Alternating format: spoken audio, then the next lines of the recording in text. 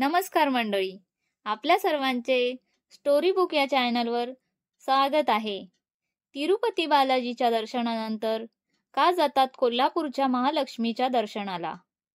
तिरुपती बालाजीच्या नावाने परिचित असणारे हे श्री व्यंकटेश्वराचे मंदिर आंध्र प्रदेशमधील तिरुमला शहरात वसलेले आहे.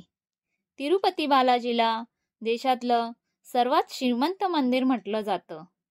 तुमच्यापैकी अनेक जण तिरुपती बालाजीचे दर्शन करून आला असाल आणि त्यानंतर कोल्हापूरच्या महालक्ष्मीचे दर्शनही घेतले असेल. असं म्हणतात की महालक्ष्मी दर्शन घेतल्याशिवाय तिरुपती बालाजी प्रसन्न होत नाही. त्यामुळे बालाजीचे दर्शन घेतल्यानंतर लगेच कोल्हापूरच्या महालक्ष्मी दर्शनाला जातात. त्यासाठी एका विशेष ट्रेनची व्यवस्थाही केली गेली आहे. ही ट्रेन दररोज तिरुपती ते कोल्हापूर असा प्रवास करते. तुम्ही गेला नसाल तरी काही काळजी करू नका. तुम्ही पुन्हा एकदा वेळात वेळ काढून दर्शन घेऊन येऊ शकता आणि या वेळेला महालक्ष्मीचं दर्शन घ्यायला विसरू नका. पण यामागचं नेमकं काय कारण आहे हा प्रश्न तुमच्या मनात नक्कीच आला असेल. त्यामागे एक छोटीशी गोष्ट आहे. चला मग जाणून घेऊयात यामागची एक कहाणी. कश्यप ऋषी हे ऋषींचे प्रमुख असताना बलिदान देण्याची पद्धत अस्तित्वात होती. ब्रह्माचे पुत्र नारद महर्षी ऋषींकडे गेले आणि प्रश्न केला, बलिदान का दिले जाते आणि यातून कोणाला समाधान मिळते? याचं उत्तर शोधण्यासाठी सर्व ऋषी भृगू ऋषींकडे गेले आणि त्यांना तोच प्रश्न केला. भृगू ऋषी हे सर्वात ज्ञानी ऋषी मानले जायचे. त्यांच्या तळपायामध्ये एक अतिरिक्त डोळा होता. भृगू ऋषी यांचं उत्तर शोधण्यासाठी सर्वात पहिल्यांदा भगवान ब्रह्माकडे गेले. पण ब्रह्मदेवाने ते आल्याचे पाहिले नाही. त्यामुळे भृगू ऋषी यांनी ठरवले की ब्रह्मदेव पूजा करण्यालायक नाहीत आणि ते सत्यलोकातून निघून गेले आणि कैलास पर्वतावर गेले. कैलास पर्वत म्हणजे भगवान शंकराचे स्थान. भृगू महर्षी भगवान शंकराला भेटण्यासाठी कैलासावर पोचले. खरे पण इथेही भगवान शंकरांनी भृगू महर्षींना ओळख दाखवली नाही.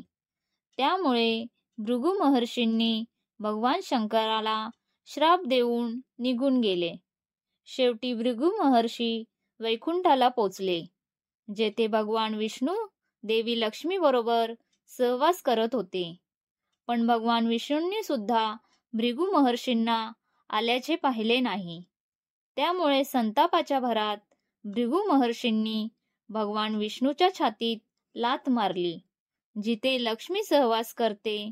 लाथ मारल्यानंतर भगवान विष्णूंनी भृगू महर्षींचा पाय पकडला आणि माफी मागत पाय चेपू लागले. पाय चेपताना भृगू महर्षींचा तळपायातला डोळाही नकळत दाबला गेला, जो त्यांच्या अहंकाराचा प्रतीक होता.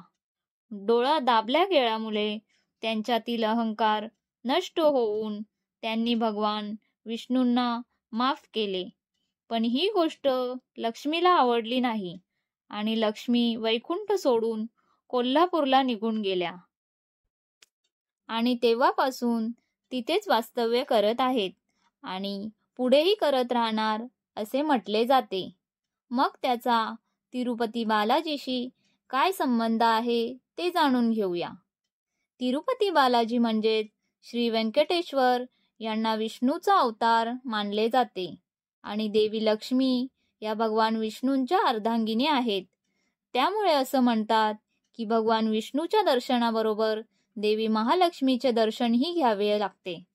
म्हणून तिरुपती बालाजीच्या दर्शनानंतर लोक कोल्हापूरला महालक्ष्मीच्या दर्शनासाठी येतात आणि आई महालक्ष्मी भाविकांच्या इच्छा आकांक्षा पूर्ण सुद्धा करते.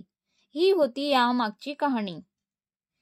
कोल्हापूरच्या या महालक्ष्मी देवळा स्थळाला देशातल्या 108 शक्तिपीठांपैकी एक मानले जाते.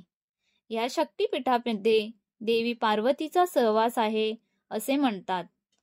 कोल्हापुरात पार्वतीला अंबाबाईच्या नावाने पूजले जाते. 1730 मध्ये लिहिलेल्या कोल्हापूर महात्म्य नावाच्या ग्रंथात लिहिल्याप्रमाणे एक देवी इथे कोलासूर नावाच्या राक्षसाला मारण्यासाठी आली, जो इथल्या नागरिकांना खूप त्रास द्यायचा. मारण्याच्या अगोदर तिने त्या राक्षसाची शेवटची इच्छा विचारली. त्याने सांगितले की या गावाचं नाव माझ्या नावावरून असलं पाहिजे. देवीने त्याची इच्छा पूर्ण केली आणि मारून टाकले. त्यानंतर त्या ठिकाणाचे नाव कोल्हासूरवरून कोल्हापूर झाले. अजून असेही म्हटले जाते की मंदिराच्या सर्वात आतमध्ये मंदिराच्या गाभाऱ्यात शंकराची पिंडी आहे, जी देवीच्या शक्तीला बॅलन्स करते.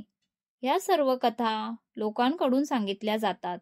याचा कोणत्याही धार्मिक ग्रंथात उल्लेख नाही, पण लोकांच्या या गोष्टीवर विश्वास आहे.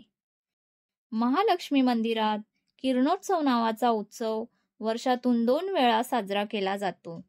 या दिवशी सूर्याची पहिली किरणे सर्वप्रथम अंबाबाईच्या चरणांना स्पर्श करतात. हा उत्सव बघण्यास शेकडो भाविक मंदिरात उपस्थित असतात. तिरुपती बालाजी आणि कोल्हापूरच्या श्री महालक्ष्मीची कथा कशी वाटली हे कमेंट बॉक्समध्ये नक्की कळवा. आणि आपल्या स्टोरी बुक या चॅनलला सबस्क्राईब केले नसेल तर नक्की सबस्क्राईब करा. धन्यवाद.